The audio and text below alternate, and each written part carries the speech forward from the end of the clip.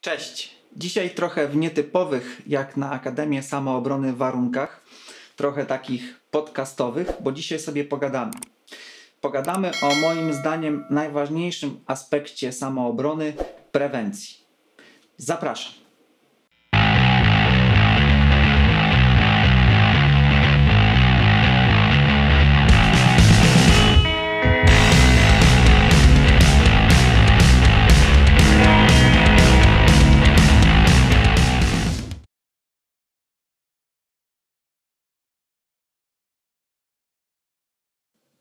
Co to jest prewencja? Prewencja pochodzi od angielskiego słowa preventing, czyli zapobieganie. Zapobieganie w naszym przypadku sytuacji kryzysowej, zanim ona się wydarzy. Sytuacje kryzysowe można podzielić na dwa typy. Na takie, których da się uniknąć i na takie, których nie da się uniknąć. 90% z nich to te, których da się uniknąć. Ich podłożem są zazwyczaj ego i alkohol. Jak w takich sytuacjach deeskalować konflikt, powiemy sobie innym razem. Dzisiaj natomiast zajmiemy się sytuacjami, których nie da się uniknąć. Na całe szczęście jest to tylko około 10% zdarzeń, więc dopiero co 10. sytuacja będzie należała do tej grupy. Jakiego rodzaju są to zdarzenia? Niezależne od nas. Ktoś nas sobie upatrzył na ofiarę. Ta grupa zdarzeń obejmuje dość szerokie spektrum. Od zamiaru kradzieży, wymuszenia, pobicia, gwałtu lub w skrajnym przypadku nawet morderstwa. Na czym będzie polegało zapobieganie takim zdarzeniom? Na czym będzie polegała nasza prewencja? Do sytuacji kryzysowej potrzebne są określone warunki.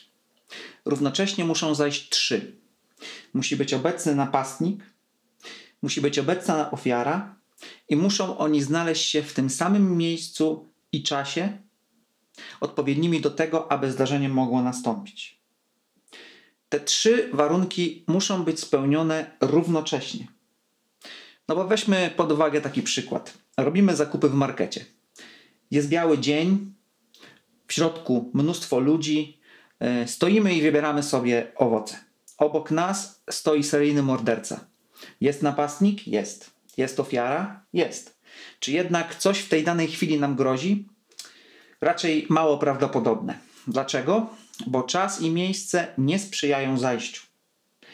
Co innego, gdybyśmy byli na parkingu podziemnym, późną porą, wokół żywego ducha. Wtedy oczywiście zagrożenie rośnie. Czyli czas i miejsce. Na czym polegać będzie prewencja? Na unikaniu miejsc, które mogą sprzyjać takim sytuacjom. Gdzie najczęściej zdarzają się napady? Właśnie na takich wspomnianych parkingach, w parkach, w bocznych ulicach, które najczęściej są nieoświetlone, w przejściach podziemnych i tym podobnych miejscach. Jeśli chcemy przejść z punktu A do punktu B, to wybierajmy drogę, która jest oświetlona, gdzie będą jacyś ludzie, a nie pustą, ciemną drogę przez park.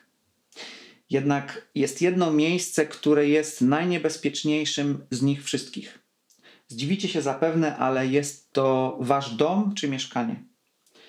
Jeśli wpuścicie obcą osobę do środka, będąc samemu w domu, jest to największy błąd, jaki możecie popełnić. Nie ma gdzie uciekać. Wołanie o pomoc zostanie najprawdopodobniej zignorowane, ponieważ większość ludzi nie chce się wtrącać w to, co się dzieje u kogoś w domu. Poza tym też wołanie o pomoc może po prostu nie zostać przez nikogo usłyszane. Drugim elementem w naszej układance jest ofiara. Musi być ofiara. Tutaj zachodzą 2 przypadki. Znaleźliśmy się w nieodpowiednim czasie i miejscu, o czym już mówiłem wcześniej, albo już wcześniej zostaliśmy wybrani na ofiarę i napastnik czeka tylko na odpowiedni czas i miejsce. Musimy się zastanowić, dlaczego zostaliśmy wybrani na ofiarę. Mechanizm działania jest bardzo zbliżony do tego, jak w przyrodzie wybierają swoją ofiarę drapieżniki. Gdy na przykład duży kot, lew wybiera ze stada antylop przyszły obiad, to czym się kieruje? Wybiera silnego, dorosłego samca, czy też młodą, słabszą sztukę trzymającą się z boku stada? Oczywiście, że wybierze tę, z którą będzie mu łatwiej. Wybierze tę, która stawi mu najmniejszy opór. Tak samo jest u ludzi. Ktoś wybierze sobie was z tłumu, bo z jakiegoś powodu uzna, że będziecie łatwym łupem. A dlaczego może tak uznać? Co powoduje, że zostaniesz wybrany właśnie ty? Decydującym elementem jest nasza mowa ciała. Jeśli będziemy emanować pewnością siebie, będziemy sprawiać wrażenie świadomości otoczenia, to prawdopodobieństwo zostania wybranym z tłumu jest niewielkie. Najlepiej jest zrobić sobie eksperyment. Będąc na przykład w kawiarni, choć w dzisiejszych czasach może być trudne, ale jak już obostrzenia zostaną zdjęte. Jesteśmy w kawiarni. Poobserwujmy ludźmi. Spróbujmy wczuć się w rolę drapieżnika i wybrać kogoś, kogo uważamy za najsłabszego. I nie chodzi tutaj o najsłabszego fizycznie, a raczej o taką osobę, której zachowanie spowodowałoby, że właśnie tę osobę byśmy wybrali na ofiarę. Gdy już dokonamy tego wyboru, to zastanówmy się, dlaczego akurat tę osobę wybraliśmy. Co takiego robiła, jak się zachowywała. Jak będziemy już wiedzieli, to zgadnijcie co. Nigdy się tak nie zachowujcie. Takie zachowanie przyciąga i przykleja do was łatkę potencjalnej ofiary. Co powoduje, że u innych ludzi mowa ciała jest silniejsza niż u drugich. Samoocena. Jeśli macie wysoko samoocenę, jeśli panujemy nad własnym życiem, jeśli mamy satysfakcję z pracy, mamy rodzinę, przyjaciół, mamy dla kogo żyć, jesteśmy zdrowi, pełni energii, sprawni fizycznie, te wszystkie elementy podnoszą naszą samoocenę. Nasza wysoka samoocena ma decydujący wpływ na to, jak postrzegają nas inni ludzie, także ci, którzy szukają potencjalnej ofiary. Trzecim elementem układanki jest sam drapieżnik. Tutaj nie mamy wpływu na to, czy i kiedy on się pojawi. Jednak pamiętajmy, że 3 wspomniane elementy, czas, miejsce, ofiara i napastnik, muszą być spełnione równocześnie. Tak więc sam drapieżnik w naszym bezpośrednim otoczeniu nie daje jeszcze 100% zagrożenia. Gdy jednak mimo wszystkich starań zostaniemy wybrani na ofiarę i z jakiegoś powodu znaleźliśmy się w nieodpowiednim miejscu i czasie, to co możemy zrobić? Musimy spróbować wyeliminować równoczesność 3 wspomnianych wcześniej elementów.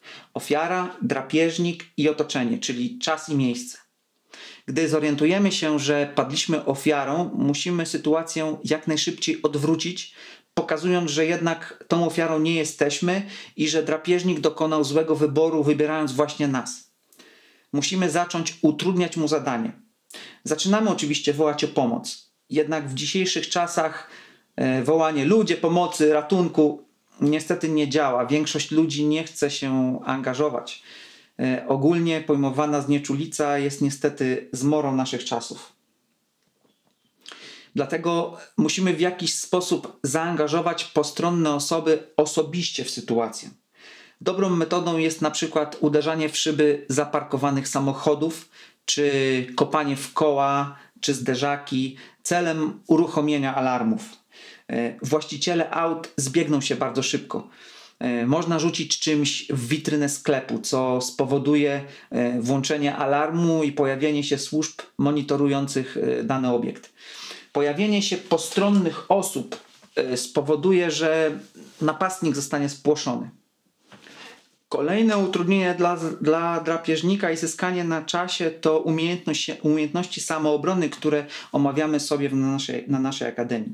Wszystko, co opóźni i utrudni zadanie napastnikowi, może spowodować, że odstąpi, stwierdzając, że źle wybrał, że jednak my nie jesteśmy jego ofiarą. Świadomość tych mechanizmów, o których dzisiaj powiedziałem, dbanie o to, aby te 3 elementy nie zgrały się równocześnie, jest moim zdaniem najskuteczniejszą formą samoobrony. To jest właśnie prewencja. Jeśli podobał Ci się ten odcinek, daj łapkę w górę, zasubskrybuj kanał, uderz w dzwoneczek, a dostaniesz powiadomienie o kolejnym odcinku. Dziękuję za uwagę i do zobaczenia.